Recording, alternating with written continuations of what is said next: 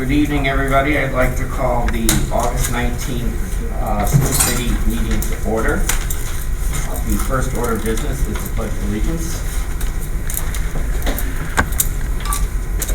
I pledge allegiance to the flag of the United States of America and to the republic for which it stands, one nation, under God, indivisible, with liberty and justice for all. First item is to ratify the agenda. Two things here. Under consent motion, I'm pulling adjournment. And under new business, we have unfinished business, the school committee meeting, school handbooks, I'm sorry.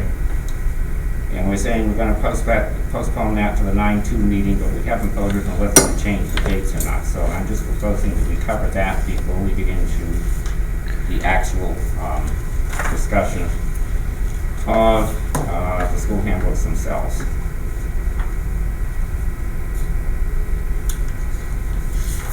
Do I have a motion to ratify the agenda? So moved. Moved by Nicole. Do I have a second? Second. Seconded by Dawn. Discussion on the motion? Seeing none, I'll call for the vote. Kathy? Yes. Dawn? Yes. Nicole? Yes. And I'm a yes also. So the motion passes unanimously. The next item is public comment. And I'm looking at the board. I can see, I recognize all of those names except whichever one is the, I'm gonna find out where Sean is. The chat open. We should have the chat show. Is there any public comment? In the phone is the There's none. is none, okay. Thank you. Next item of business is the representatives of the Mashpee Wampanoag tribe. They sent their regrets they're not going to be able to be here this evening. Next is a consent motion. Now let me explain how this works. I'm putting items under a consent motion which I feel do not require any discussion. If a member feels that something should be pulled out for a reason, just let me know, and we will pull it out from consent. When you consent and vote to consent, you're voting on the articles that are in there with the motions that are down beside it. So we're moving to consent for the motion to approve the minutes of July 22nd. We're moving, etc. Once you have accepted that, and if there's any discussion on it, then when we get to the actual items themselves, we just have to go and take the vote. We don't have to go through and ask, do I have a motion to do this? Is there a second to the motion? Is there a discussion, etc.? Does everybody understand basically what I'm saying here?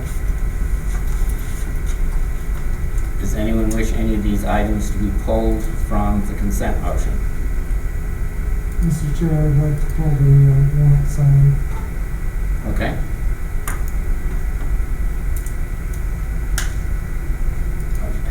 I just said that doesn't need a second. Just don't. Okay, anything else? Okay, a motion to consent for the remaining two items, which are the minutes of July 22nd and the minutes of August 10th. Do I have a motion? So moved. It's been moved. Is there a second? A second. Thank you. Moved by Dawn, seconded by Kathy. Discussion? Seeing none, I call for the vote. Kathy? Yes. Dawn? Yes. Nicole? Yes. George? Yes. So moving right along, the warrant signing we'll put down under new business, because that's the first time this has appeared here.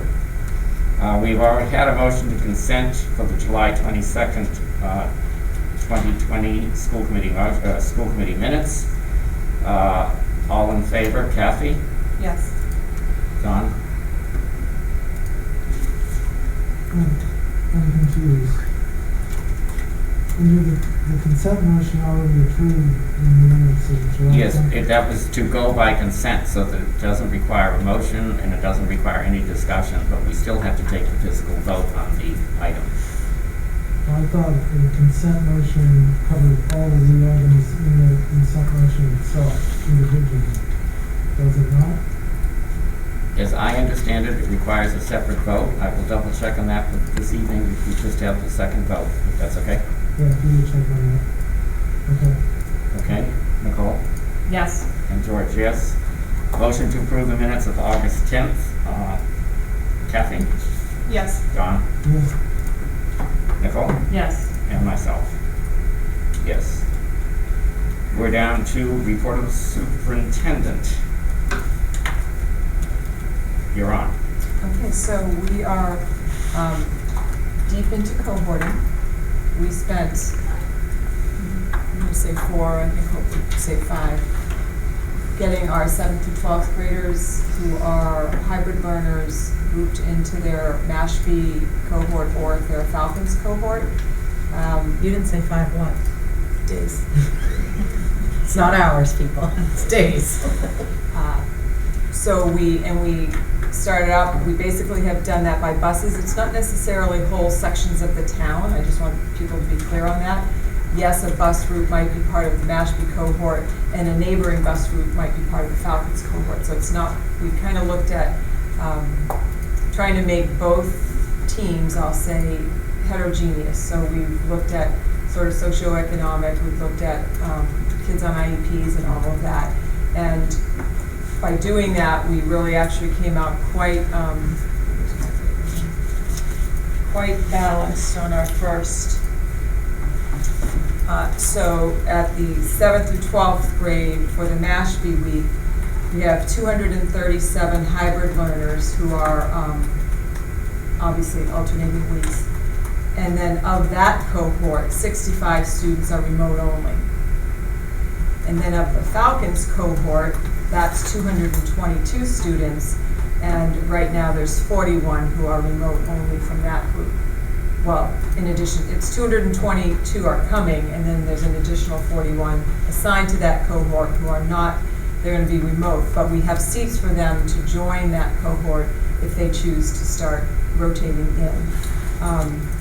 And then so from there, we have now then gone to the pre-K to 6, the challenge being not the pre-K to 3 level. We've looked at our buses, we seat all of our students correctly, but it's making sure that the 4th through 6th graders are paired with their siblings in the same week. The buses don't exactly match, but that doesn't matter anymore because the buses at the elementary school come every week anyway because of the Coombs School kids, so that's not the issue. So at this point, that's where Dr. Hanscom and Mrs. O'Brien and a few others were doing some work today. Back to the 7th through 12th, when we did this, we had people who did not respond to our learning decision, and so they had follow-up phone calls they had follow-up specific emails to them, asking them to respond to the principal with their choice, and then from those that were collected, they had to then make an additional phone call. So we've done like 3 levels of trying to connect with these unknowns. So every student has been assigned to a cohort. We just don't know if the unknowns are going to be hybrid or remote within that cohort. So they're there, we've accounted for them, and we're waiting to determine. How many unknowns do you have? So in the Mashpee cohort, there's 53 across all the grades. And then on the Falcons cohort, this was as of Friday or Monday, there were 84. And all of them received specific emails, and all of them are being sort of chased down, I guess, for a decision. Sometimes they've moved, but they weren't removed yet, or they're in the process of moving, but they haven't withdrawn yet, so there's a lot of little pieces to it. But once we know where they are, they fit into either side. The cohorts are still balanced, so it should be okay. So it's 53 across all groups and 84. in the Falcon Oh, cohort, in Mashpee. 2 different yeah, well, so total for the high school of those who didn't respond is what, 137, That's just for the high school? 7 through 12. But how many do we end up not planning to return? Who are going remote? It's about 20%. Yeah, so of the Mashpee group, the knowns, it's 237 are coming and 65 are not. So 65 out of 2,302. Oh, I thought it was, the 65 was included in the 237. No. Okay, that's included. So it Okay. totals, it looks like 565 and 106 remote only in both Okay. cohorts. So it's about 20%, 19%. I was concerned that we were losing a bunch of students who were returning to Mashpee. Now, we have accounted for every child, because when we first, not to go into it, but when we first laid it all out, we were like, how is this not adding up? We were like missing 136 bodies, which on this chart that Hope spent a lot of time doing, they were sort of this group at the very bottom that are either school choice, so they weren't tied to a bus. There's just a lot of layers to it. Ma'am, Mr. Myers, can you please take your mask off when you talk? I'm getting messages from folks that they can't hear you at home. Oh, sure. Thank you. Sorry for the So, interruption. my concern was that out of the aggregate, we were losing students who were not returning to Mashpee as a result of COVID. And what you're telling me is we've Yeah. accounted for all of the students that we at least had last year.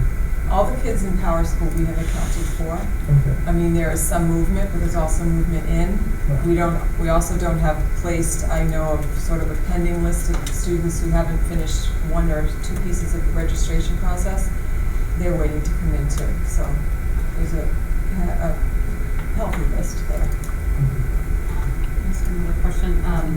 So the 137 that we haven't heard from, they're obviously not in the remote numbers, but based on what you just said, they're in the, right now they're being counted as hybrid, I would assume, or are those 137 in addition to the 565 that you just talked about? No, so the unknowns have been assigned to a cohort, but they're in an unknown category right now. Oh, okay. They're So not they would in- be on top of that. They're going in one of the 2 first columns, of Okay. each of those colors. Thank you. Yes. Additional questions? And just, we are meeting with DPW in terms of the whole planning. We're meeting with the DPW to sort of iron out a few, I think, the daily schedule so that they understand what we are expecting in terms of cleaning. That's tomorrow. The schedules are all done, but I don't know whether there's sort of a miscommunication there. We've been, like I said, been working a lot on the HVAC system. A lot of summer work has been done or is in the process of being done. So, we've been working really hard, but it just came up today, or I think I asked today, maybe it was last night, but when we did the water bottle fillers at Quash and Coombs last year out of school choice money, Quash in the high school, we didn't do any at Coombs. And so they don't have any water bottle fillers. And the bubblers would be disabled because you can't use bubblers. So Brad's looked into it, but there is a lead time, and so I've asked him if there's any kind of portable solution we can look into in terms of kids. I mean, obviously we want them to bring their water bottles, but to be able to fill them. And then I know that all the sinks have gone to touch-free in all the schools, but then it was like, I asked this morning, what about the sinks that are in the Coombs school classrooms? Are those touch-free? Because those sinks get used a lot by kids, so I don't think the answer on that one. So there's just a lot of little pieces that keep coming into my head. And I know DPW is doing a great job and working really hard, but it's a situation like this that really brings out the difference between sort of having facilities under our umbrella where I feel like they're waiting for me to tell them things or give them guidance, where if it were our facilities director, he would be saying, hey, we need to do this, we need to do this, we need to do this. Because they have a lot of other areas they're worrying about as well. Mm-hmm. So that's a little bit, I think, of I'm finding the challenge of having talked to other superintendents and how that's going with them. But every day we're working on all of the logistics, so we have the plan in place for the 10 days before students come back. And I know parents are very anxious to find out what a class assignment is and what's the schedule. I believe that will all be done through Power School, but we have to just keep remembering that it's, September 16th, so there is going to be some time there. We did discuss about having some step-up events for grade 3 and grade 7 where they're new to those buildings. And I think the principals landed on having some things from 4 to 6 p.m. September 8th, 9th, and 10th, and it would be done in such a way that there were minimal group, crowds. Like, I don't know whether they would do it through Sign Up Genius, but for those who want to come in and breaking it apart over those 3 nights, they thought that they could accommodate probably, particularly for 7th grade, it might be on a cohort basis, and we're working on that plan because we do feel that at least a visual of being in the building would be beneficial to the kids and to the parents. The other thing is that the current 6th grade will have, many of them received a Chromebook during this last break. They will be getting new Chromebooks, but we're not going to do that as part of a step-up event.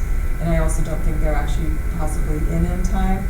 So those 6th graders, whatever Chromebook they were assigned, they'll bring with them, they'll use it, and then at some point during the time that they're in school, in one of their weeks, they'll have it replaced with the new one that will carry them through for the 6 years that they're going to be using that. And then we do have a plan, so anybody who's a remote-only learner, we have to develop how we're going to get all the materials to them, which includes a device, any kind of consumable workbooks that are used at whatever grade level.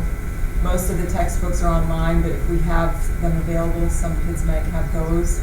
We tentatively decided that Friday afternoons from Gus and I were speaking between 1:30 to 3 would be food distribution, again at the back of this school, well before buses came, for any families that are going into their remote week, so their child wouldn't be coming in the next week to get fed. And then also for the remote-only families that need some nutritional support, they would be picking up like we did over in the last break. So just a lot of layers, working things out. Signage, hallway markings, a lot still to do. Can you give us an update on the extracurricular activities? I understood that the MIA came out with an announcement, I believe, today. So they did come out with an announcement today about sports. I believe football, and I'm not going to claim to be an expert on this, I haven't read through the document yet, but I believe it's sort of in a practice mode only, and there's limits to numbers. I don't know how that works, but they added another, they call it he had a word for it. There's basically sort of a floating season kind of thing. So some schools that are all remote at this point would be delaying their initiation into any sports activities, but you still have the ability to have 3 football games, maybe something that happened in the spring. So certain sports can take place in the fall, but I haven't read the guidelines. Okay. But they worked it out with the youth sports groups, and then MIA, and now DESE has given its stamp on it. So where can we access that? It was released on DESE. I can forward it to you. Yeah. I think it was on MASC too. I got an email today and I read it on that. Right. I think I saw on Twitter from you. Yeah, they had a link to the article, but I know I read it earlier. The actual official source. Oh, it came from the Mashpee athletic department. So, Oh, Yeah. That's fair enough. That's very That's reasonable. so I'm assuming that's an official source, but my take on it was it looked like, particularly on football, that was being pushed to February, I think for, maybe yeah. April. Was how I interpreted that. I just quickly looked at it, and it's like there were a number of soccer and other sports that Field were going hockey. to be played here in the fall. Yeah, with some, I think, precautions in I place. think it was football and basketball were practice only is what I read. That's what I thought. So too. the rest, it looked like, were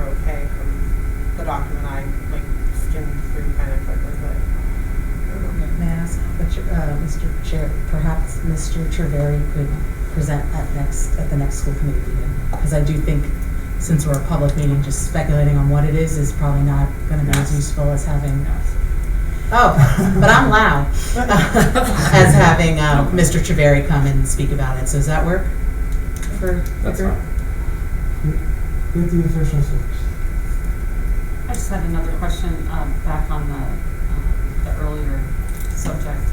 So you talked about how many families for the high school that we haven't locked into mode. What are those numbers for the elementary schools? I know that Mary Kate was down to only having 2 that she didn't track down for Quash. Okay. Coombs is bigger than that, but much, much, much smaller than the high So school. the real problem is the high school. Okay. Thank you. Although at this point, I will give kudos to the admins at the lower levels who have done a lot of that legwork to follow up. Yeah, because they had pretty similar numbers of no responses when we got the surveys back. Yeah. And this, I mean, the high school's been following up too. This was after our work from Monday. And so if I were to go back into our shared chart, I would imagine that they have identified and we'd be switching them over. So that will. Yeah, Mrs. So- Goldsmith is in constantly on this. Yeah, so chart. that's probably much lower than what my chart has for Monday. I just want to make sure it wasn't similar. No. No. Anything else on that? Okay. So I do have a question. One last question on that. So if the remote numbers stick as what you had presented, which is 106, who want to participate on a remote only basis, what does that mean to your school district, and how do we accommodate that? So they all have a seat in a classroom if they decide to switch to hybrid. So in the Mashpee week, if I'm Johnny and I'm assigned I'm a remote learner, but I've been assigned to the Mashpee cohort, whatever my daily schedule is, if I was an in-person student, I am following at home. And where the classrooms up there can accommodate 10 desks, but for the most part, the class sizes were at about 17. So the teacher is going to have, so in the Mashpee week, I might, instead of having 10, I might have 7 kids, because 3 of that week, they're remote. And so those kids are still checking in at the beginning of the class, they're participating in whatever activities are planned. Some of it is obviously off of their computer.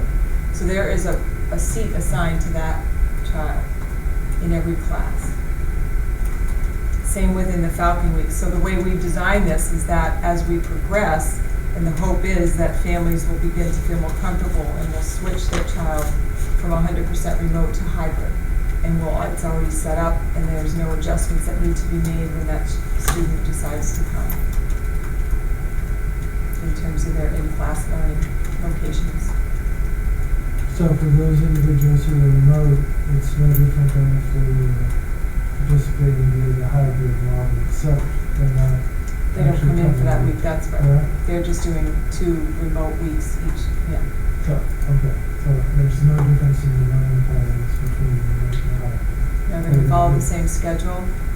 If you're 100% remote, there could be a few sign-ins. There could be things that get done differently, or you're accessing, a different site to support your learning where an in-class person might be actually doing something. So we do the best we can. For the most part, it should be a pretty close replication of the in-person learning, but it's never going to match perfectly. Thank you. Okay, and personnel updates? That's on page 7, is that 7? 7 in the packet. The only reason, you see some of the ones that are yellow, those are people that, except for our Mr. Funk there, but they were in another position and, several of them were in another position and they're shifting because of someone else who left. And then we're currently waiting to hire some additional classroom teachers at the Coombs School. At the 3rd line from the bottom, it actually says K1, it's K1 and 2. Those were needed in order to get the class sizes to 11. And then there were 3 paras, Amy Demers, Jamie Vincent, and Judy McMorrow, who are licensed and certified teachers who are shifting into teaching positions as well. So I believe at K1, 2, and 3, there will be, or are already, 8 teachers at a level.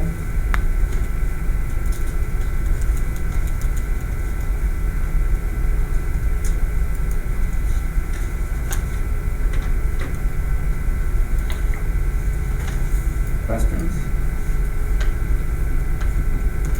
Okay, moving on. After the, yes, Mr. Funk, you're up next. In your packet, on,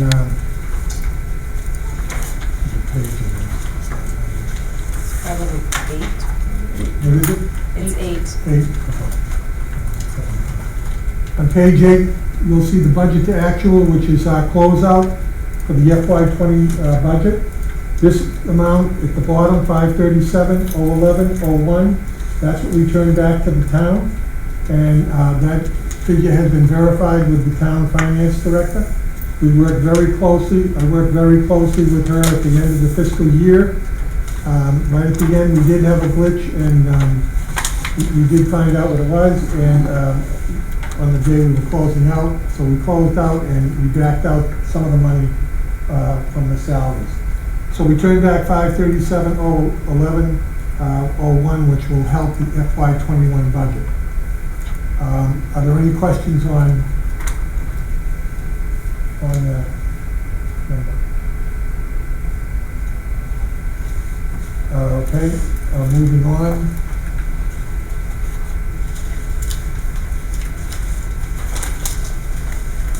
Again, the grants are, two-year grants, so most of the funding, if the grant has not been closed out, we can still use, we're still using some FY19 money, like an IDEA. We're using 20 also, so the grants are all there. Up to this point, we have $318,031 in the circuit breaker. There's one more payment that's not listed yet. Any questions on the grants? Just because it's my last night, you don't have to be easy on me. So what is the? Oh, Okay, see? I know. Mr. Myers, can you take your mask down, please? So on here, Oh, I'm sorry, I turned that down. page 30, on the grants, right? Yep, So we expended all the money for the skills grants, with 1 and 2, correct? that is, let's say we have the money encumbered for the 2 grants. The $250,000 has been totally expended. The 207 we didn't expend, that's the total grant. We did not expend the 207. We spent $187,323.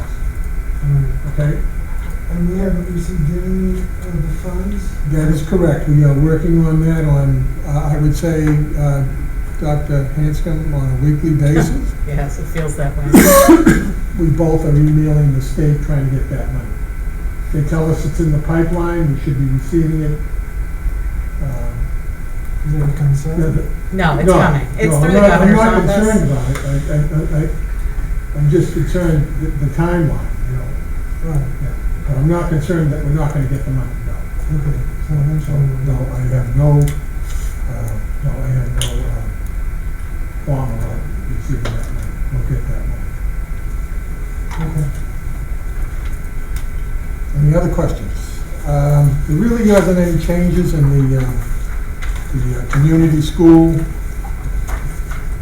I'm sorry, not in the revolving account, other than the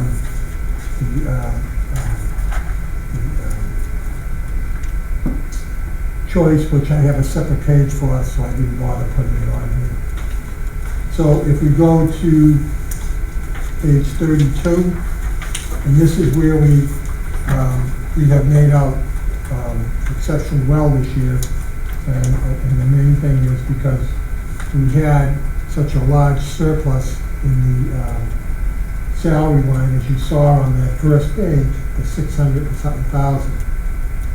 And then we offset it, and the town finance director also offsetted some of the back out on that, on the salaries. So returning back to 500,000. So if we look at school choice, we only had to back out $34,513.03. I'll get to the other numbers in a minute. We did get an exceptional receipt, as I told you in the middle, actually the end of July. We received $121,469. I call that the choice adjustment. That's the adjustment, as I have told you many times, for kids that were here a half a year left, other kids that have come in, special, and plus all the special needs services that we supply to these choice students. They're reimbursed by the state. So it was a pretty healthy number, $121,469. So we started off with $1,702,265.79. We had encumbrances of $72,645.66, and that includes the back out. You know how we have to back out at the end of the year? We didn't have to back out as much because of the surplus, as I mentioned, on the salary side. So that left us with a balance of $934,620.13. We had receipts, total receipts for FY20 of $771,677. That gave us a balance of $1,706,297.13, and that ties out to the munis number, so that ties out to the town. And then naturally you still see that $250,000 floor that was brought forth to the committee by the finance working group. So in reality, we have $1,456,297.13 as cash to be used. And again, as I said, in talking weekly with the town finance director, she's trying to position the town in a good position, because we feel that the hard part is going to come in FY22 and FY23, because the state is still not generating revenues, and it looks like with this COVID thing they're dipping into their free cash, and when that not the town but the state, and when they start to have that reduced, you know, it's going to impact the towns. So there is no impact. I know one of the things was the impact on the FY21 budget. There is no impact on the FY21 budget. The town manager has assured us that he is not going to cut anything out of that budget. So we have all our funds for FY21. But I caution, as I walk out the door, FY22 and FY23. And I think, you know, as the town finance director said, she's doing the same thing on the town side, and, you know, we're trying to position the town to be in great shape, because a lot of these towns are not. So I'll entertain any questions on the choice monies. I have a question. Sure. Go ahead. So what exactly does that mean in terms of advice for us? In other words, should we be holding on to those choice funds, and building that number up and being very restrained with it, or should we be allocating some of it towards different activities that we feel are warranted? I mean, what's your advice to the committee? I think it's built up pretty good, to be honest with you. And don't forget, you're going to start generating, in September, you're going to start generating over another $500,000. Right. And we've offset, and again, you know, we're still not sure, as Dawn had brought up, we're not sure of the extracurricular activities. If they don't run, they're in the budget. So that's going to leave funds in the budget. So. But that would get returned to the town. That is correct. Yeah. I think you can start looking at some of the projects that you want to start doing. I think once you hit FY22, that's going to give you a much clearer picture. where everybody stands, meaning the state, the federal government, and so forth. And it may be a one-year hit, it may be FY '22, or maybe a one-year hit, and you'll have this money to do with what you want. Well, I noticed, I think it was the July meeting or maybe June. We had talked about a few things using choice funds, but then the COVID money covered, like, I thought maybe tents or, I thought there were some things that we talked about that we ended up not having to use choice money for. And so this, you know, over $1 million that has covered a lot of expenses that we might have had to incur otherwise, it's been really a lifesaver. It's been great. Yeah, It's I been mean, great. that's basically what I'm just saved wondering us. where it's all gonna end. Well, yeah, You me know, too. You know, So prices I'm- are running overtime right now. Yeah, so I'm just wondering, I mean, it seems like if what you suggest happens, if there is a shortfall in the state in terms of the money we get from the state to educate the kids, then it's likely that we might have to offset a substantial amount with choice money, and in that instance, we're gonna be paying, you know, salaries with choice funds. Correct. And I just wanna say publicly that that is a temporary solution to that particular situation and not something that we wanna make a habit of doing. Correct. Should we get That's there? completely correct. Okay. But as you saw earlier, there's COVID money, there's ESSR money, and that goes all the way back to 2008. In the Obama area, when, you know, kind of get schools and people funding without losing jobs and so forth. So it's not the same money, but, you know, it's the same grant.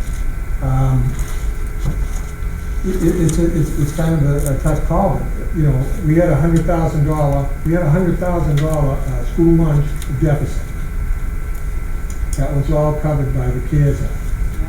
Now, I shouldn't say it was all covered by the CARES Act. Anything that was not generated by school lunch, in other words, federal reimbursements and state reimbursements, was covered by the CARES Act. But you had to use those federal and state monies first. So we had estimated that we were going to use $307,000 worth of CARES money, and we ended up using like $290,154.26, which most of it, a lot of it went to food service to cover that. Yeah. So we were very fortunate there.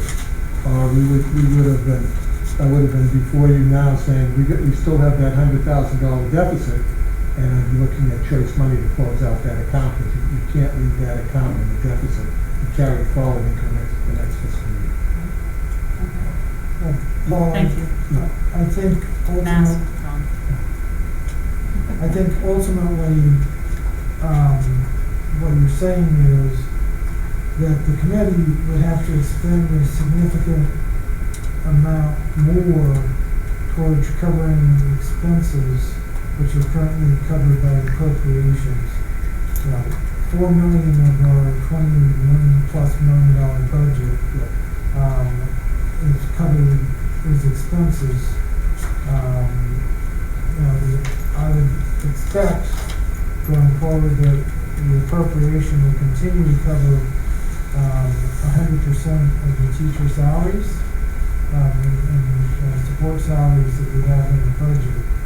But I think the real risk becomes the amount of additional expenses, which includes a significant amount for transportation and other operating costs that would not potentially be funded via the appropriation if we were level funded or actually had to endure a cut in the school budget for FY '22 and '23. That's where I'm trying to position. But on the same token, we were hiring additional teachers for FY '21, and it's being covered by COVID, COVID virus relief grant, and that's a state grant. correct? The town limit? I'm sorry, what? The COVID virus, the one I haven't written yet? Yeah, No, No, that's federal too. that's federal? yeah. Okay, the- so they're running the presses. So, you know, I just don't know when that's gonna end. That's my biggest fear. Maybe I'm too conservative and keeping, you know, $1.5 million. I think that right where you are right now is very, very comfortable for you people. You're in a real good situation. And if you generated money this year and you wanted to put, you know,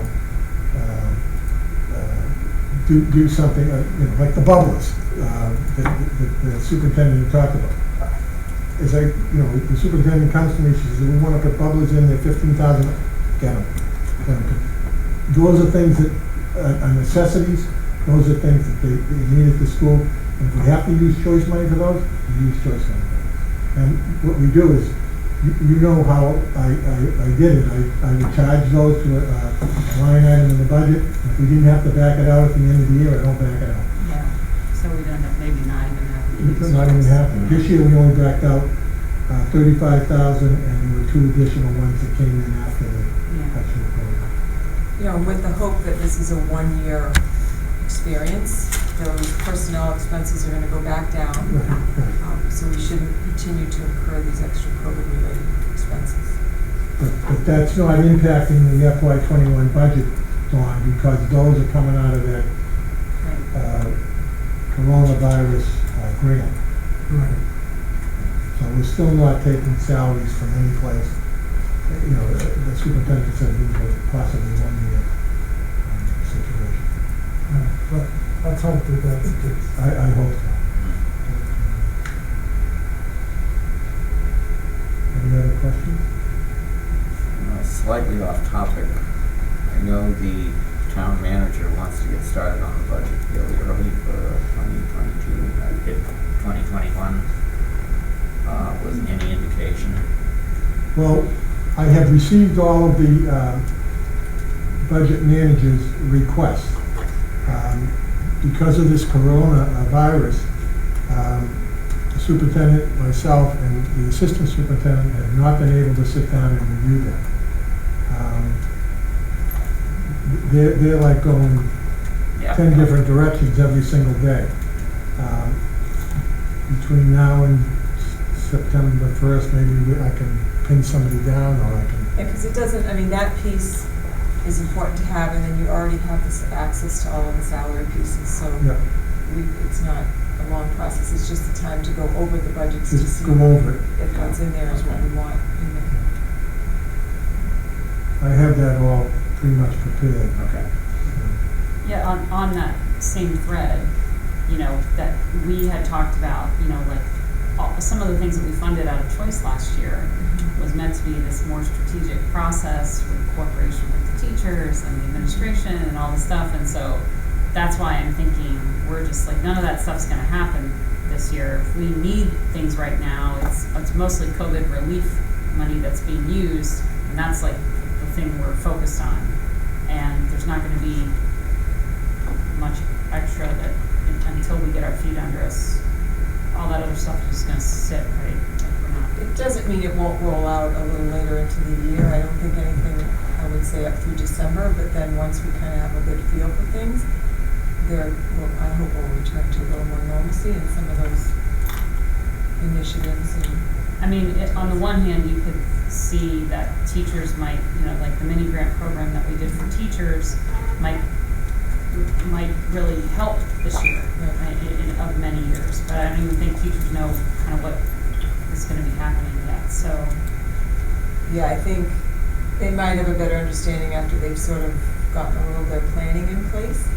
And we can still roll it out. We wanted to roll it out earlier this year than last year, but it just doesn't, I mean, it's a later start. It doesn't seem to fit right now for what I think their focus is. But we'll definitely, I still think we're going to be doing it anyway.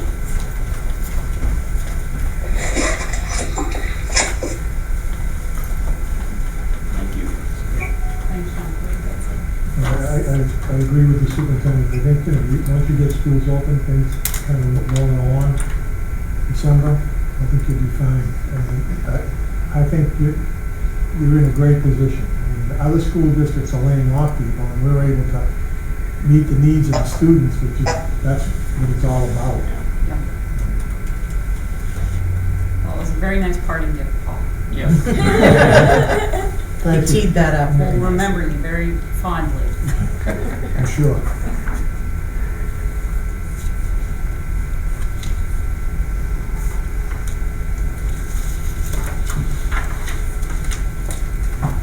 Okay, next item is the COVID-19 Finance Working Group. We have a handout here from Finance Working Group. Who would like to talk a bit about that? Okay. We met, Finance Working Group met yesterday, I think. And the handout that you have, the first column shows what we submitted to the town and was covered by the town for FY20, COVID-related expenses, so that was $290,155. And then there's two columns in the middle there. There is money that is access to the town of Mashpee, and then there is money specific to Mashpee Public School grants that are COVID-related. And there's two grants so far. One has been written, the other is getting written. The first one, which is the ESSER grant, was $164,992. That stands for Elementary and Secondary School Emergency Relief Fund. And of that $164,992, it was used to, or what we allocated against that grant is the cost for putting bus monitors on our buses morning and afternoon at $129,200. And then tents for each school that are 30 by 30, two of them, and that comes to $35,792, which is the amount, matches up to that grant amount. The other grant, which is the Massachusetts Coronavirus Relief Grant, is approximately $345,000. And we found out today through a conversation or a conference call with DESE that that grant has to be expended by December 31st of 20. So you have to basically buy things with it before. We originally, or when we were meeting as a finance working group, we had some additional personnel charged against that grant.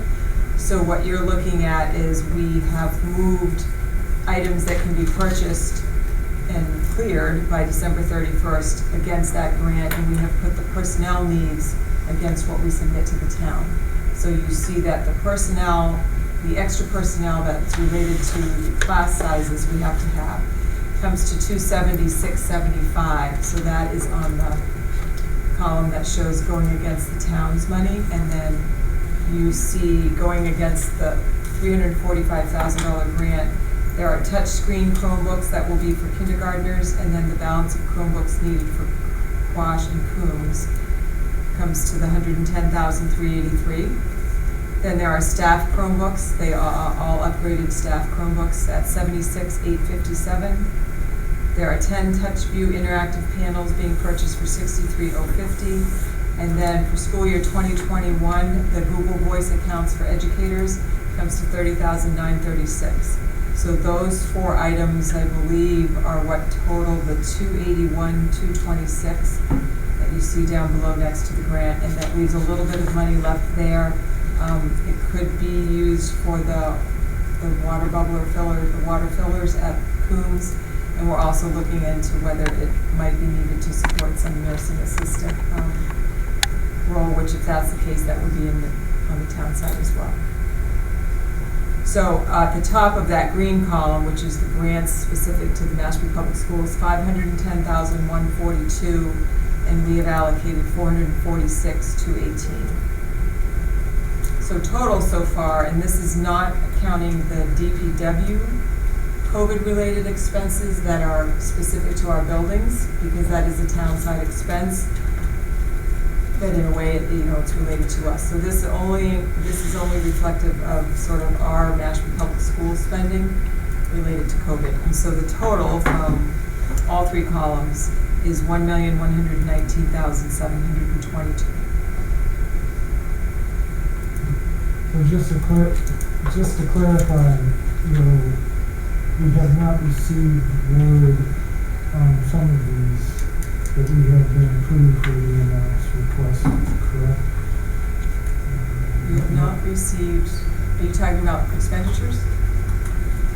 So, for example, the ESSER grant, you listed 164,992 expenses, and you said the grant has been submitted.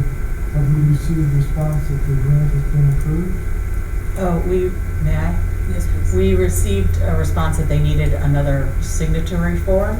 That was mailed Monday, but she said she'll approve it once she receives that form. Okay. But what we wrote was fine. I mean, I would expect it. No, I didn't mean that in like a, Anticipate getting approval for all of this, but to date, we haven't yet gotten the approval. no, I just submitted that a few Okay. days ago. And the funds are available already. When I go in, you can see the funds, I can see the 164,000.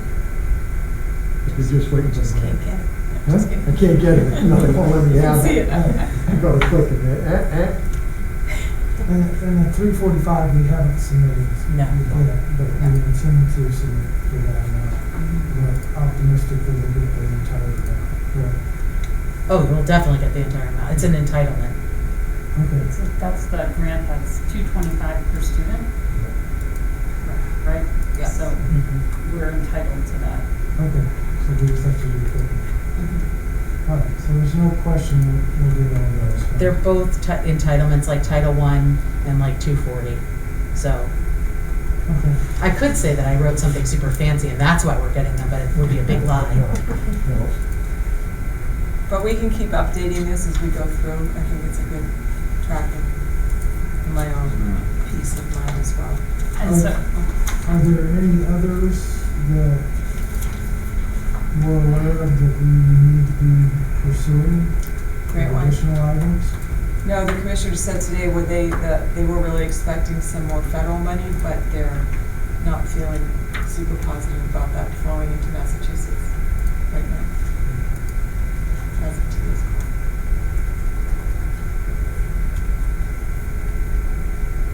are you finished, Tom? Can I ask you a question? Go ahead. I'm sorry. That's fine. No, it's fine. So the green column, so there's about 64K left, so some of those, is that what you were saying? So there's the 510, we've Yeah. budgeted the 446. And then if there are additional expenses, that's the column where we have to spend by the end of the calendar year. So, Yes, like the bubblers at the Coombs School, yes.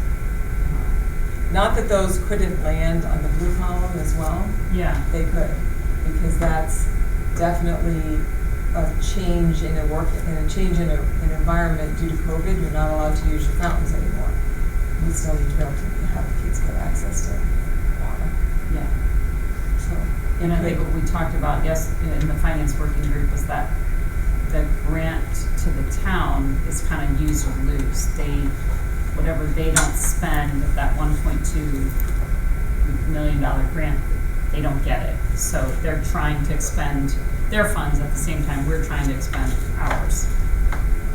right, but that is one big pot, and I'm sure they have many expenses that are hitting those, hitting into that money too. So hopefully there's enough to go around. Yeah. Okay. Additional questions? And just one side. The blue column, the way it's functioning right now, we are starting to meet weekly with Don Thayer, but they don't even, the purchase orders get issued by the town. So the purchase rec sort of gets over there and uses a special form that says COVID, so Don Thayer knows it's that account. I believe Rodney is sort of the overseer of approving it, and when it gets approved, then it comes back, then, the purchase order is done. So there is definitely a close partnership with that in the process. It's a little different than anything in the green column. Right, Mr. Hunt? That's correct. That's correct. As I said, the 164 is already on the Desi side, so that'll draw down and be just like any other grant.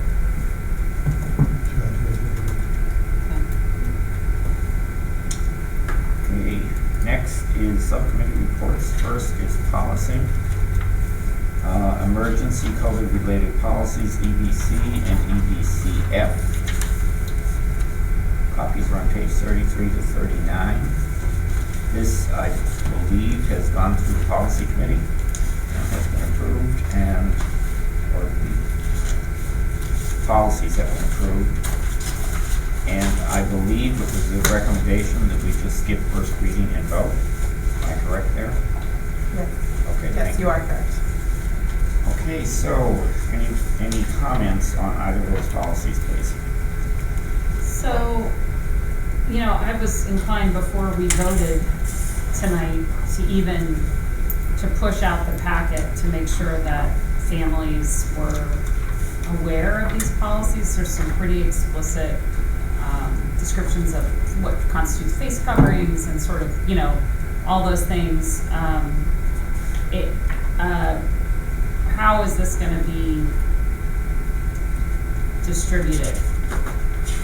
We kind of talked about that in the subcommittee meeting last week, and that was kind of one of our points as well, is, we're going to get this out. Once it gets approved, it was going to be distributed, I think we said electronically, right, to start, and then kind of making sure we're getting it out, because like you said, the face mask one is very specific. There's lots of things that might be new to some people, like, the gaiters are not allowed because they don't necessarily filter enough, and bandanas and such. So we did have that as part of our discussion, and hoping we're going to start electronically with email, kind of similar, I think, to the slides, correct, is how I understood it, and distribute like a slide, kind of breaking it down so it's not as legally used in a sense. That would be great.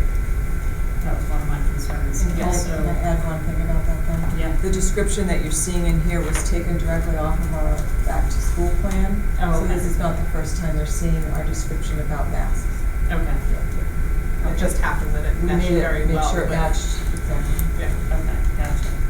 And the, what was the ruling on absenteeism from DESI for this year? In terms of it being an accountability. Yeah, did They haven't. They haven't talked about that? I mean, the people have asked it, and they keep saying, oh yeah, we'll be sending guidance. But there's But definitely. nothing. No. No. There's definitely an expectation, though, that we want children to stay home when they're not well. And so I think we're gonna probably in the 11th hour get a final conversation about attendance halfway through the year, maybe. I should say that. Yeah, I think the whole accountability piece will probably be after school begins with kids. And they've been able to DESI has been able to sort of settle into that. I don't think we'll hear about any of that accountability stuff until before that. So, then the downstream impact of that is, so we were monitoring chronic absenteeism and people were getting letters, and I got a letter early in the school year last year because my kid was sick early in the year, so what, are we gonna just stop doing that this year? We're still gonna monitor attendance, because whether you're a remote learner or in person, attendance will be taken. You'll still get, maybe you wanna call it engagement kind of things. Not so much worried about those who are coming into the building, but those who are remotely learning. There will be some follow-up related to that. So we will be paying attention in sort of for our own monitoring of our students' well-being. We will be sort of tracking attendance and connecting with families if a student is showing absences. But I know that in terms of bringing in like a medical, I think that was just released today too, I was reading something about that. They can do a teleconference. You don't have to, if you're requiring a child get checked by a doctor, they don't actually have to go to the doctor. There's a little bit different rules in what a child has to produce. We've been out ill, a little bit differences with that. I think a little bit more relaxed in terms of requiring in-person appointments. And then my last question is related to all these sections on 34. Yeah. That are really just housekeeping items, they're references to make it tidy, but it's not something a parent may need to know or care about. I mean, so we're not gonna send this all out like that, it's just. No, gonna be I think the Okay. mask policy may be we haven't talked about that yet with handbooks, that maybe that's something that's more specifically included inclusively in the COVID section of the handbook, Okay. so that they have something they can actually read that's in a different format. But yes, the first through several pages are the input from MASC in terms of wanting to protect some flexibility with all these policies. We went through every policy that's referenced and made sure, what it was in ours. There were a few masks recommended that we don't have, so we've gone through to make sure it all matches up well with ours, and there's a couple of different reference changes we made, or wording changes, but we'll go through them all. And like what we're doing here tonight, taking our mask off to talk, because we want to be heard by the audio. Are teachers going to be required to wear their masks at all times during instruction? Not if they're, outside in distance, but we were that is a concern with teachers expressing being heard when they're masked, but I think given this is a larger room, so we kind of want our voices to carry a little bit more. They're only going to have 9 or less students in front of them. I think they'll be able to navigate in those classrooms in terms of it. But yes, they are going to wear the masks. Okay. That's all I had. Okay, I will entertain a motion to approve emergency COVID-related policies EBC and EBCF.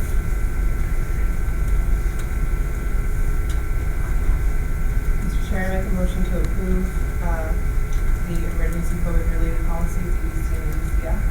Thank you, Kathy. Is there a second? I'll second. Thank you, Nicole. Motion made by Kathy, seconded by Nicole. Further discussion. Kathy? All set? Yep, that's it. Dawn or Nicole? I'm fine. Dawn? So in regard to a sunset provision, do all of these changes sunset with the elimination of the emergency? Yes, that was what we kind of agreed on, was that once the emergency is done, policies go back to how they were originally written. Where is that? Mass, Dawn. Yeah, Where is that in? it should be, what's it in the back of the mask? I think we'll have to rescind it, is how it's written actually, now that I look at it. So it's not automatically set to sunset? No.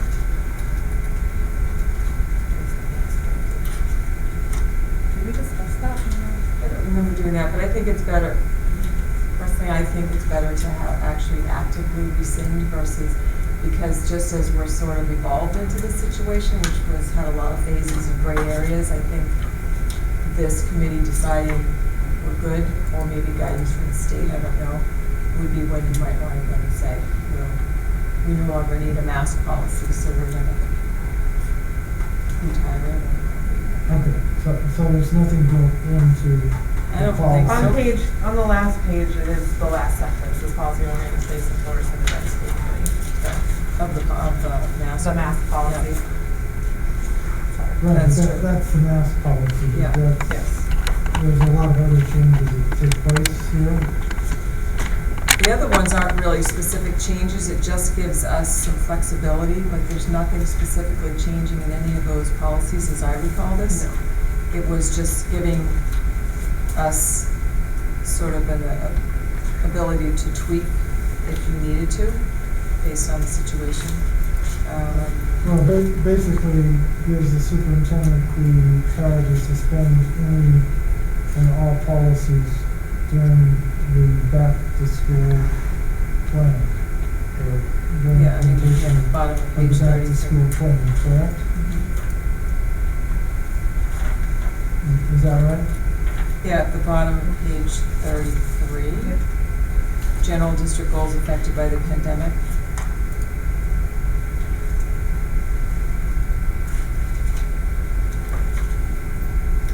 this is emergency declared by the governor.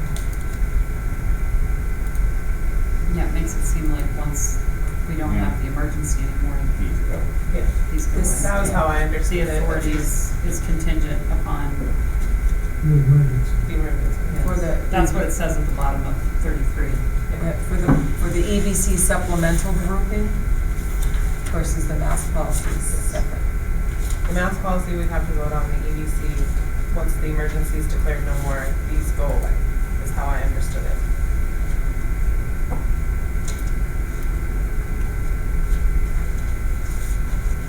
Okay, any other questions? I just one other question.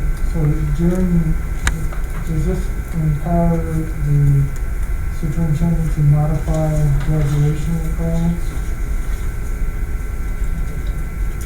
Or services for individuals that were during this time period?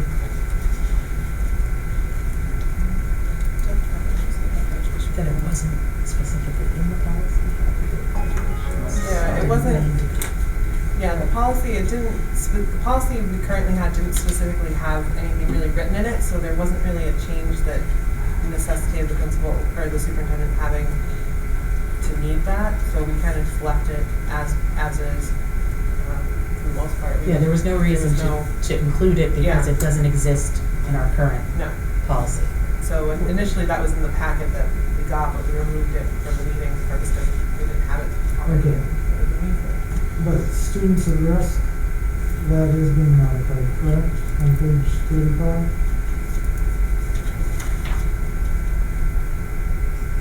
Yeah. I mean, whatever we need to do for those families or students. Okay. Okay, any questions? Thank you. Seeing no further questions, I'll call for the vote. Kathy? Yes. John? Yes. Nicole? Yes. And George, yes. Okay, we're going to, we'll entertain a motion to add a school committee meeting on September 2nd and to change the September 16th school committee meeting to the 23rd.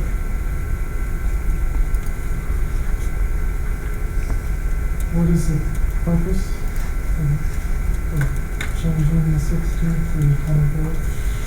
So I think it was, Yes, right ahead, Ms. Strong.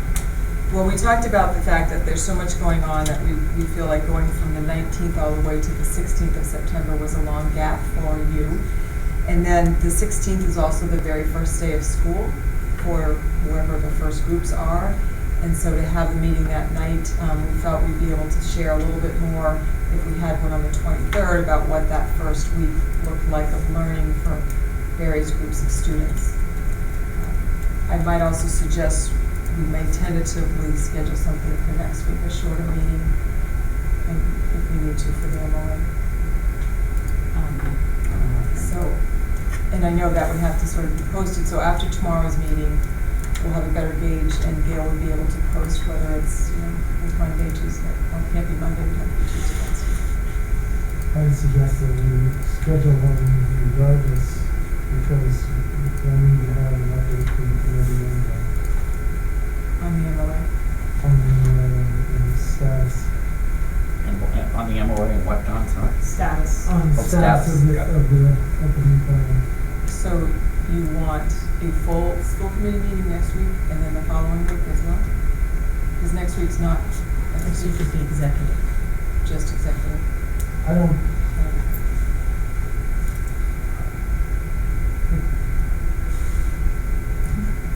Whatever you like.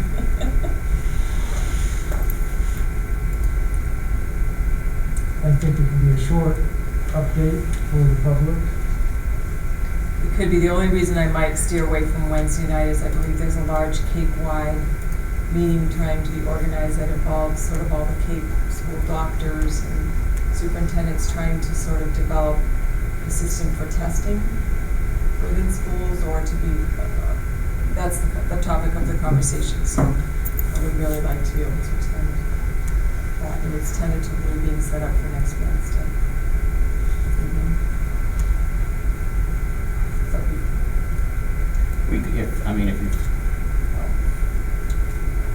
we could meet on any other night, if that's up to the Yeah, it committee. doesn't have to be, yeah. It does not have to be Wednesday, so if we need a meeting next week, we will know by tomorrow night, Yeah, tomorrow afternoon. by tomorrow afternoon. Is it gonna be a full meeting or executive session? I'm just thinking executive session, just with it. Yeah, I'm not sure that's what Don was thinking of, in the public. So I think in regard to LA, that may need to be an executive, that I'm thinking in regard to updating the public and the committee in regard to the opening plans. That would be a public session. May I say something? Yeah, please. My concern with that, Mr. Myers, is that our plan to update the public, in particular the parents, Yeah. is very much not this. It's through the Zoom meeting, it's through the Zoom parent nights that we're having, it's through sending out a video. There's a lot of ways that we're doing that, and I'm afraid that you're not gonna get as much bang for your buck having this be the avenue, in addition to the other ways that we're doing it. So if you're only holding an open public meeting for the committee, for the public to hear what's going on with the schools, it doesn't seem to me like the best mechanism. So that's just one opinion, but I think it's both the public and for this committee, features many of ours as your plans evolve. Yeah, I think personally the biggest question parents or the information parents are seeking is, what cohort is my child in? What does my child's schedule look like? Who is my child's teacher? That will not be anything we won't be there by next week. Okay. Just, it's unfair to everyone out there. Plus, the advantage of doing just an executive session is we can meet virtually, Yes, I was just gonna suggest Yeah, that. that's true. which is just much more efficient, especially with something like that that's only gonna be 20 minutes. 20 minutes or 30. Okay, I'm open to suggestions for evenings. Monday is tough for me, but if we have it at 5 o'clock and it doesn't go much more than an hour, I'm okay with it. Tuesday is fine. So are we into the discussion of the executive? Executive. Can it ever be during the day or does that? Look, it's be during the day, I'm fine. It's what, I can't access that calendar right now, so I could tell you, I'm supposed to be on leave Wednesday, Thursday, and Friday next week, so if we pushed it to that half, I could probably make it. Thursday afternoon at 3 would be my only time. Like I have something going on Thursday afternoon at 3. But Oh, that's Wednesday your or- conflict? Oh. Yeah. So my preference, we'll have to figure out from tomorrow, but would be earlier in the week than later because teachers are coming back the following Monday. Assuming we have a, Yeah, assuming. yeah. Otherwise we won't. So after tomorrow, but maybe if we narrow down when you might want it. Okay. so maybe something late in the day, but not Yeah. in the evening, is what you're thinking, like 4, 4 is fine. Does that work for everybody? 4 o'clock? on what day? For one day. like maybe Tuesday? Tuesday. I can't tell you what mine is right now. Tuesday or Monday is fine. Monday's better for me than Okay, then that settles that. So Monday at 4. well. I can't say right now. Okay. I don't have access to my office calendar. And I mean, virtually, where it's not that long of a meeting, it can be done at 5, it can be done at 6. I mean, I'll be home doing it, but matters not to me. Oh, I see. It's only Wednesday. It just can't be Wednesday night. Yeah, probably Yeah. not Wednesday. Okay. Yeah, the rest is fine. So what about 5 on Monday, because you're not working necessarily, you probably don't have meetings Yeah. for work, and George could do 5. I can do 5 on, we're talking Monday? Wednesday? Monday, the 24th. Monday the 24th at 5. Yes, I can do that. Kathy? Yep, that works. Don? No, Okay, so why don't we vote on the current motion and then we'll just add, all right, I'll add an amendment to the motion that I'm looking for. We don't have a motion on the floor, do we? So let's start that all over again. Mr. Chairman, I move to add a school committee meeting on September 2nd. Change the September 16th school committee meeting to September 23rd and add a executive session for the purposes of, what do we call that? Oh, it's on this one. Negotiations, it's, Here it is. Yeah, it's on this. Strategy with collective bargaining. Strategy with respect to For collective units A, B, bargaining, and C. for units A, B, and C on August 24th at 5 PM. Did you get all that, Kathy? I did. Yeah, I can do it. Yeah. Okay. All right, there's a motion. Is there a second? Second, Motion's been made and seconded. Discussion, Nicole? Anybody else with discussion? Seeing none, Kathy? Yes. Don? yes. Nicole? Yes. And George, yes. Okay. School handbooks. We have a motion here to propose postpone action on the school handbooks until the September 2nd meeting. We'll entertain a motion for that. Mr. Chair, I'll make a motion to move the school handbooks to the 9/2 meeting. Thank you. Motion by Kathy, second. Second. Seconded by Nicole. Discussion on the motion. Kathy? Anyone else? Hearing none, I'll call for the vote. Kathy? Yes. Don? Yes, Nicole? Yes. And George, yes. So now we're down to new business. Vote of support for the addition of 6 custodians. First shift, 1 at each school, and the second shift at each school for a total of 6 custodians. This came about, for those of you who may have watched the Board of Selectmen meeting last week.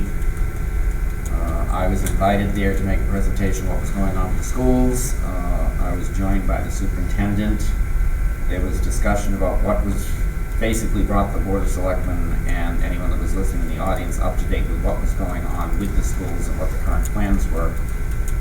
And the discussion that we had prior to that was to add 6 additional custodians, as you see here. I mentioned that is something we were going to be looking for at the meeting. Selectman Gottlieb basically said whatever they need, give them that. This is just a vote of support showing that we are supporting what the Board of Selectmen and the town manager are trying to do.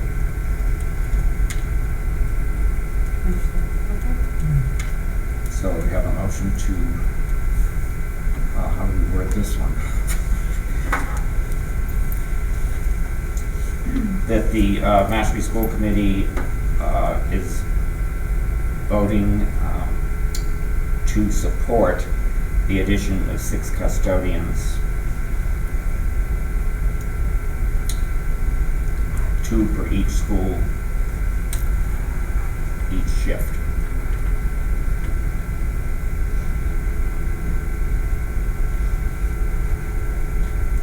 Do I have a motion?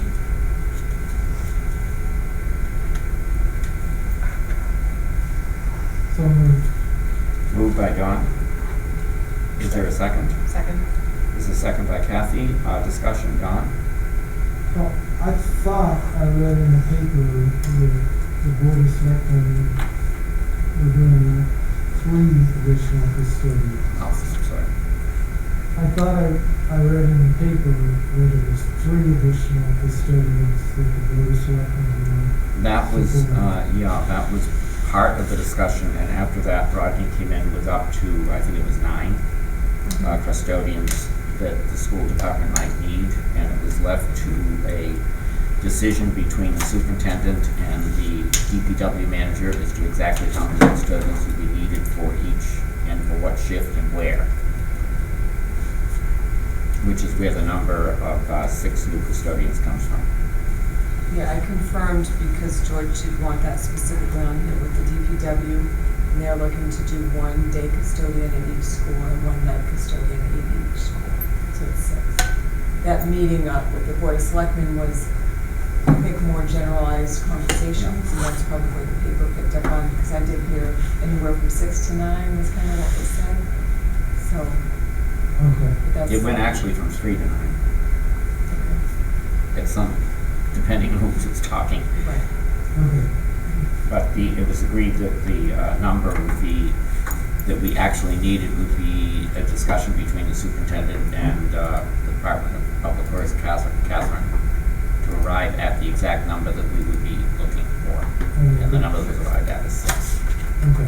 Okay? And we could, the board of selectmen would reduce it to the board of Yes. maybe that works. Yes. Okay, Yes. thank you. That was not clear in the reporting by the paper. Okay.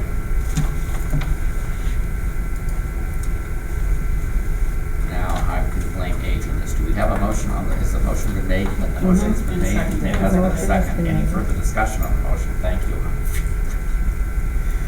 Hearing none. Kathy? Yes. Don? Yes, Nicole? Yes. And George, yes.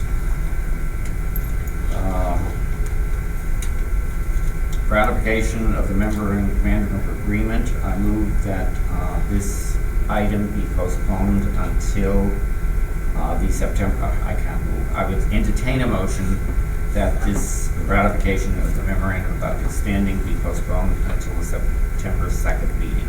No, it's the August 24th, Correction, August 24th. isn't it?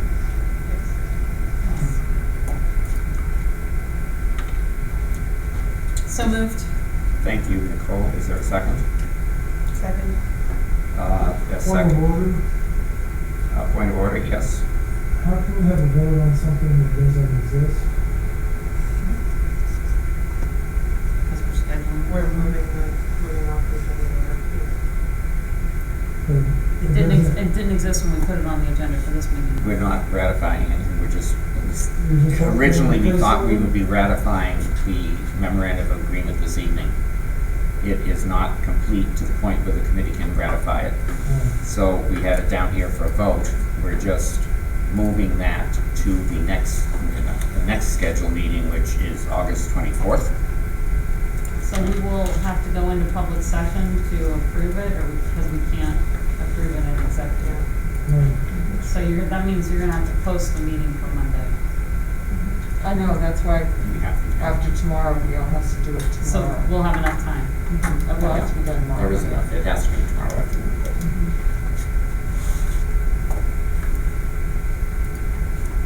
Any further discussion on the motion? Or questions? Seeing none or hearing none, Kathy? Yes. Don? Abstain. Abstain? Nicole? Yes. And George, yes. What kind of games are you playing? Cover your mouth. I can agree to disagree. No, That's fine. It's a perfectly legal vote. No one's questioning it. Well, somebody does. All right. Oh, warrant. I'm gonna vote to pass it, so.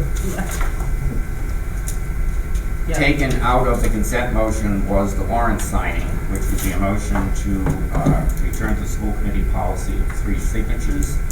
And Don wanted that removed from the consent motion, so Don, the floor is yours. So what is listed here is that 3 signatures and all warrant will be required on all 3 warrants, which is a normal policy. Understanding that if circumstances change, we will return to the chair's signature only.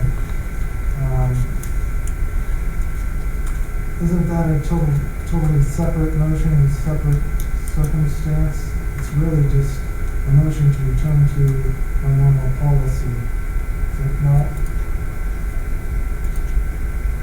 Because I can't envision I see what you're what saying. the Yeah. circumstances would be. Well, also, I don't think we can put in there that if circumstances change, we return it to George, just George. Or That to could be the anything. chair. Yeah, it could be anything. Yeah. So, I agree. Okay, Should just so the amend it. chair will entertain a motion then to return to school committee policy requiring 3 signatures on the warrants. Effective when? Now? Now is fine. or effective, let's say, It wasn't be the safe effective. side, effective tomorrow. Because I did sign some today, so effective August 20th.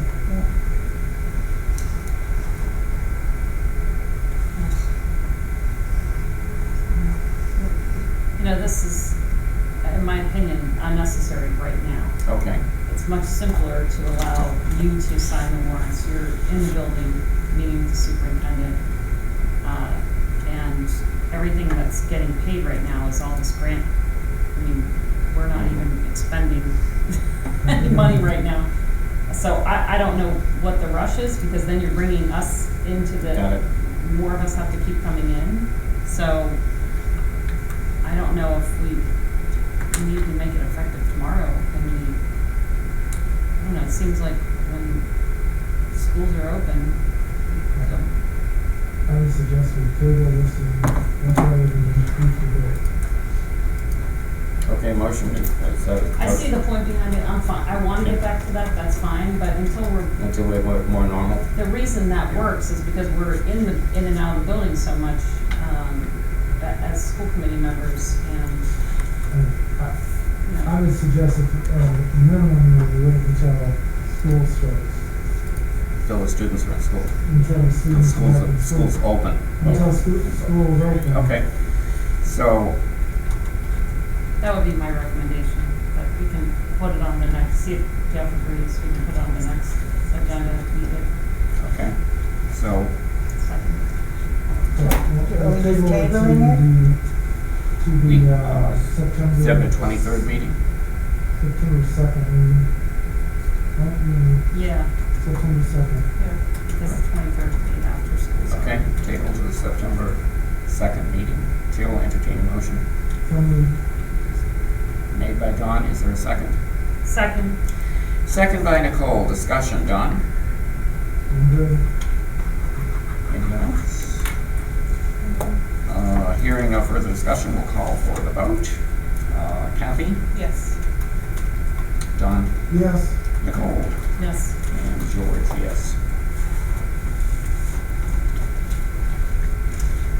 Retiree recognition, I wonder who that is.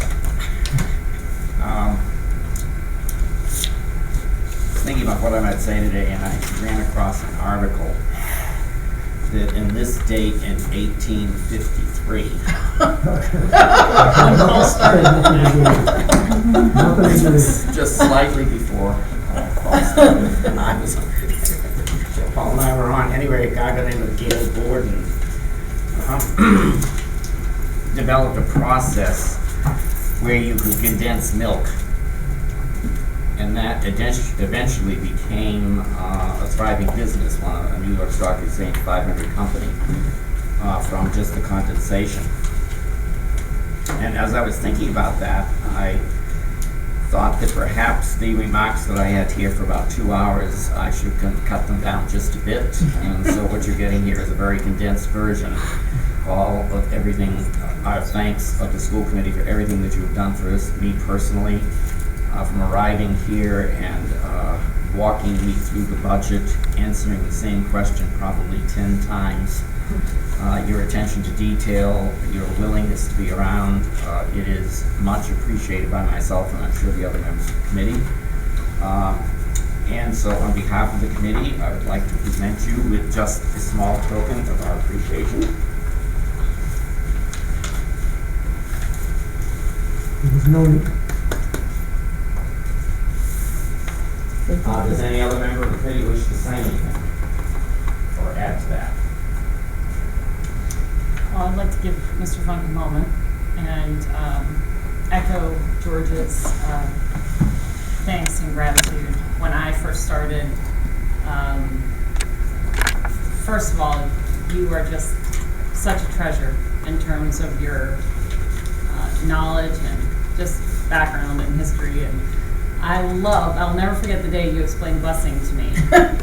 And I told Kathy, I said, you know, one thing you gotta make sure you do before Paul leaves is get him to explain busing. And I'd have to say, it was just, I just remember thinking, what a cool guy, you know, that he's that he's willing to take me through all this like he's never done it before. So thank you. I've really treasured everything I've learned from you, and you're gonna definitely live on in my tenure on the committee because the things you taught me are a part of how I do this job. So you're not going anywhere. This was really not necessary. The 9+ years that I've been here, to have a staff that I've had here,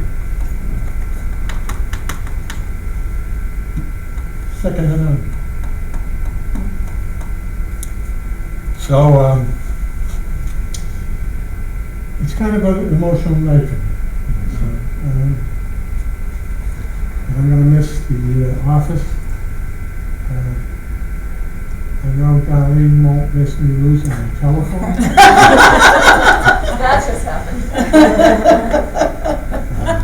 Before the Zoom meeting yesterday, I couldn't find my phone. So, with the staff here, it's not the business administrator, it's the staff that keeps everything going. They know what they're doing, they know their jobs. They're exceptional. I'm telling you, I've worked a lot of places, they are exceptional. And even the town side, the way the town is run, as I mentioned earlier, setting the town up that, will keep people working, keep people employed, and providing probably the finest education in the country. Thank you for this, and it was not necessary. I hope it's just a tad. I feel like Don wanted to say something. Oh, I'm sorry. No, so I just want Yes, please. So I just wanted to say, it's been a pleasure working with you, Paul. We've been on both sides of a number of different issues, and I appreciate that we've always been able to come to an agreement with our disagreements if we had one, and those were few and far between, and I appreciate that.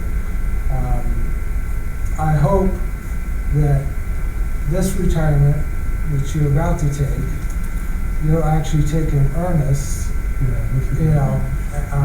versus the one that you took before. You were so generous to volunteer to come and devote a significant amount of time and energy helping Mashpee, to which we are forever grateful. I don't think I foresee anyone being able to step into your shoes in the same manner in which you've been able to support the Mashpee schools. So we forever are grateful for what you've done, and I wish you lots of fun days ahead. Hopefully. Lots of fun days. You have a very, very talented person coming to fill this position. Those that were on the screening committee will attest to her interview and so forth. She'll do a fine job. And I'm not far away. Just drop the dime. As they say in moving, just drop the dime. It might be more now, it might be a quarter. If you can find the payphone. Thank you very much. That was one of the big slogans. There were two big slogans in moving. It's on the street, if somebody dropped a dime on it, he's in trouble. And boy, I think when I first became a business administrator, working in a city like that, 9 elementary schools, 2 middle schools, and a high school with 8 buildings. So that has all changed, but you really learn all the bus things and everything else when you're running that kind of system. So I've got my teeth on a real tough system. Certainly. I just want to publicly thank you for all that you taught me, because you taught me a tremendous amount in 5 years almost together. Actually, 5 years from the summer I came. And you as a person, the impact you had on my life. So thank you so much. I can't, I'm crying too much. And people are texting me that they're crying watching it on TV. P-Funk, I just need Ashley to say Maya like you do. Maya. Mayor? Say the word mayor. Mayor. Oh, the mayor, like the mayor of Woburn? Mayor, there it is. Mayor. And then the days of the week. Say the Tuesday. Tuesday. Tuesday. P-Funk, you're the best. We love you so much. So I'm gonna start.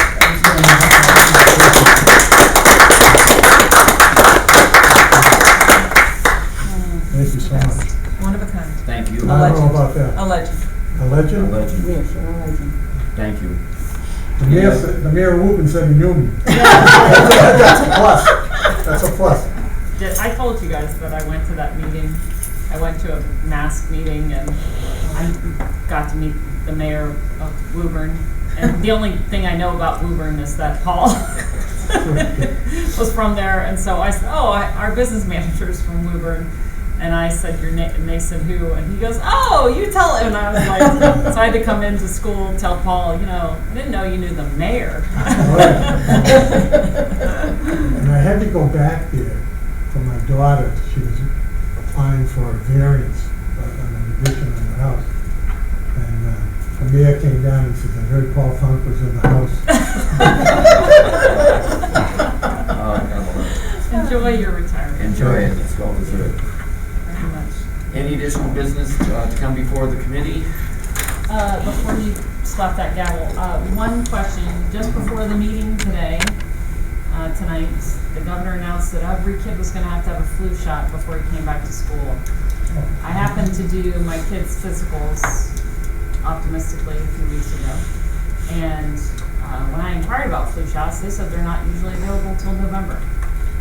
They actually have until December 31st. Yeah, I was gonna think, say, it's to not get before it. they come back to It's not school. before they come Not back. before they come back, and they did say today on the call that 81% of students are generally get the flu vaccine, so we're really trying to get the other 19% to get one, Okay. but they don't have to have it before they come back to school. Okay. I just wanted to clarify Yeah, that. no, I know, that was another thing we learned today. Yeah, that was today. Everything is super tiny. There was I was in CBS a couple of days ago, and there was a big thing, get your flu shot here. I think it's probably for more people my age Yeah. is what they're starting with, but Yeah, there the are flu shots available. Well, the pediatrician had made the comment that they don't even get them first. Yeah. That they're getting to the pharmacies and stuff because of going to older folks first, not kids necessarily. So anyway, thank you for clarifying. So it's by the end of the calendar year. Yes. Okay. Any additional business to come before the committee? Hearing none, the meeting stands adjourned. Thank you all. Thank you.